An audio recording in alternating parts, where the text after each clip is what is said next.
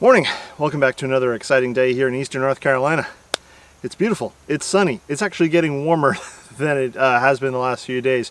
Though we're still in fall, I think the high temperature today is only supposed to be about 75. And the lows have been getting down into the low to mid 50s, I believe. Anyways, you don't care about the weather. That's not why you came here. Today we're going to do some fall cleanup here in the vegetable garden because the bed here where the pumpkins were, that one's pretty much done. The bed where the corn and the watermelon was, that one's done. I'm going to do some cleanup of the vines, get them all straightened out, and then I'm going to show you what I'm going to do with the beds next. And then we'll move on to a couple other things I want to clean up here in the vegetable garden, for now at least, because again, we're still pretty warm and I still have some things growing. So we'll go over all that in a second. But in the meantime, here's some snazzy music and me working really fast.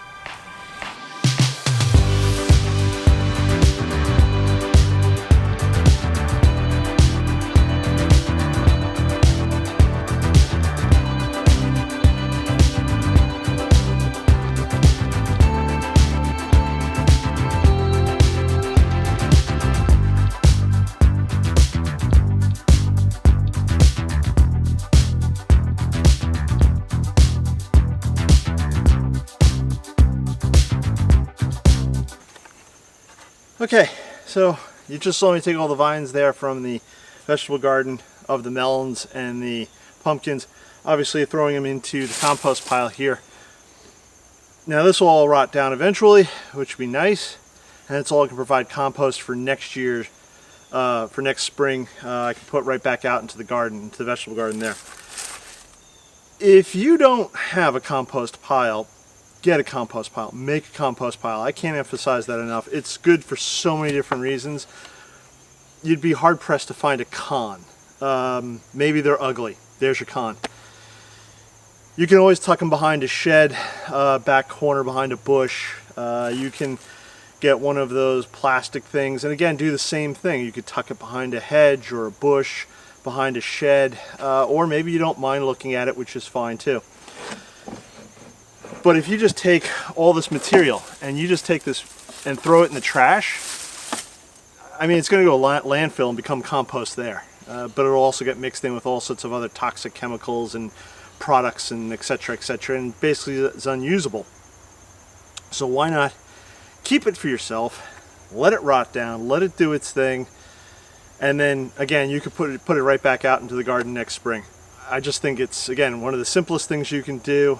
One of the most beneficial things you could do, and again, it's free. I mean, you're going to tear it up anyways and throw it in the trash. Why not keep it? So that's my little rant for today. If you want to know more about composting, again, just search either my videos or any video out there on YouTube. There are 1,000,000,001 videos. I've done a few. I'm not going to bore you any more than you already are bored. Let's go to the next project.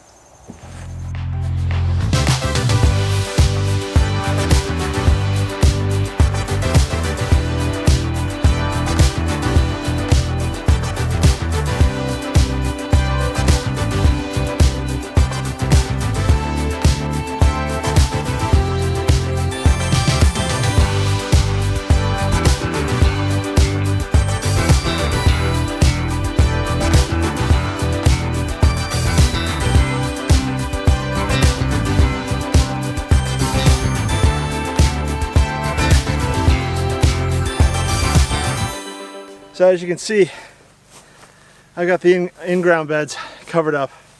Now the front two here were where the corn and the, sorry if the camera's not focusing on my face here. The front two here were meant for, or were used for, the corn and pumpkin and melon. The one in the back, if you've been paying attention this year, I've turned around and done a layering system with grass and wood chips. So it's sort of an experiment, what will happen to it. Obviously everything's going to rot down, but what will it be in 6 months or a year? I don't know.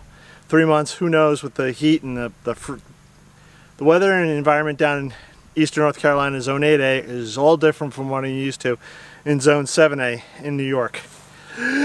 But anyways, I've got them covered up. I do need to get some more bricks or rocks to help secure down the sides. I could use landscaping staples, but there's a few problems with them. One, I never seem to find them as I'm ripping up the thing, and I kind of rip the fabric, and then I've got these staples to deal with, and it's a whole thing. So I'd rather use bricks if I can. They're cheap enough and they're reusable, and who knows, one day I could use them in a walkway that I want to put here in the vegetable garden. So I'll have to get some more bricks to help secure all that down. I'm going to let those beds rest over the winter. Now all the weeds and grass that have grown into those beds, hopefully underneath the black fabric, they'll all rot and die down, which is fabulous, which is what I want. It'll keep everything under control, as it were, so I don't have to go in there weeding or tilling. Don't want to do that. Let it burn, let it rot, let it not get sun and die off into the ground, and the earthworms or whatever and critters will reabsorb it into the ground. Wonderful. And then next year I'll take all that, I'll put down some fresh compost and get to planting something new. Maybe I'll do sweet corn again. I'm not sure. Sweet corn seems to be a bit tricky around here, but we'll wait and see. In the meantime, I need to go over there to take care of some of the beds over there, and I'll show you what I'm going to clean up over there. Now, earlier this year I built my 8 beds, and I've been planting in the 8 beds, and I've had stuff growing. In the bed that you can see over here, I believe you can see it over there in the camera frame. I'm looking in the monitor to see if you can see it. I have green beans growing right now. I've already harvested 4, which is lovely. There's still some that are flowering, and the pollinators are loving it right now, the late season pollinators. I have a lot of butterflies, moths, that kind of thing. They're getting in there. They're doing their thing, which is getting snacks for the winter, which is, again, fabulous for them, and it's good for me because I can then grow more green beans. So they're still growing, and hopefully I'll be able to harvest them right up until the freeze, which, again, should be around mid-November. So we'll see about that. In the meantime, this bed here and the one next to it, they're pretty much done. This was basil. I had tomatoes in here at one point. The cucumber is done. It's had it. The vine's done. It's tired. So what I'm going to do is I'm just going to take up this first half of the bed, and that means the cucumbers and this basil. I'm going to leave this basil alone right now because the pollinators, the moths, bees, wasps, whatever are flying around, they're loving it. They're all over this plant. So I'll try to get a close-up shot here for you. And so I'm going to clean this bed up, and then I think what I might do is just put a layer of cardboard on top of it once I get some more bricks or rocks to hold it all down.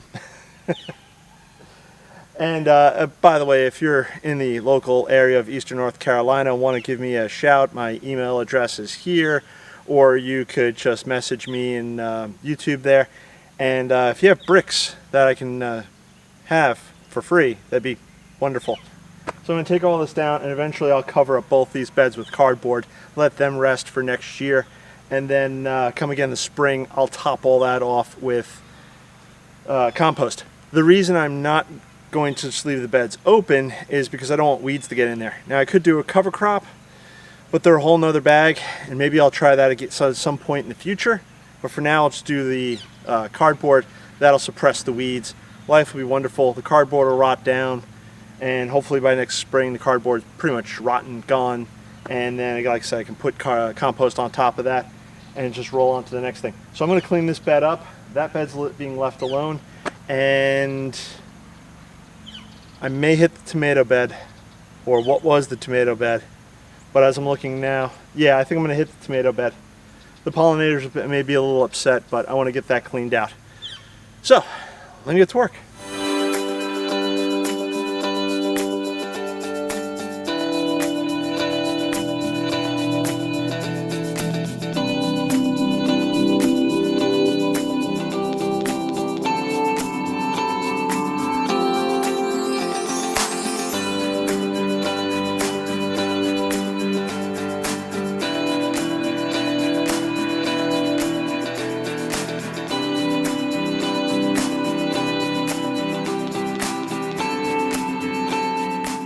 Okay, that's going to do it for today.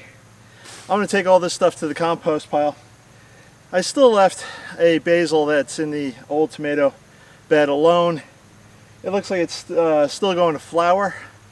Again, I've upset the pollinators a lot by taking away all of this stuff, but I'll leave them that one, at least until the frost comes and hits it. The loofah is still flowering, which again pollinators love, and I left the other basils in the other bed. And again, once I finish cleaning out these beds, probably around the time of the first frost, and then I'll layer them with cardboard, again just to keep down the weeds, and I'll let them rest for the winter. That will be about it for today. I just wanted to show you some of the cleanup that I'm doing. And again, it's still pretty warm out. I'm still growing things in some beds. I'm going to start taking down the sunflower probably today as well. But no need to bore you any further. If you like this video, give it a thumbs up. If you haven't subscribed, please subscribe. Hit that bell icon to be notified when I do post up a new video. There's so many more projects to go. There's so much to do, so much to grow, so much to build out still. I'm growing a garden here in eastern North Carolina, zone 8A, and we're just in the vegetable garden today. There's a rose garden that I'm building. There's going to be a flower garden. I think I came up with a new idea for grass, a garden just strictly made of grasses, an orchard, a shade garden, a topiary garden. There's so much to see upcoming as I progress.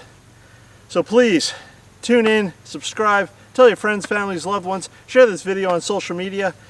Oh, and one more thing, I had a special viewer turn around recently and send me a lovely little gift concerning my rose garden. Thank you very much, Annie. That was much appreciated.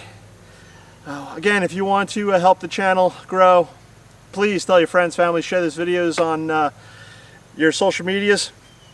And now, I think this will be it. I'm going to catch you on the next one. Bye-bye.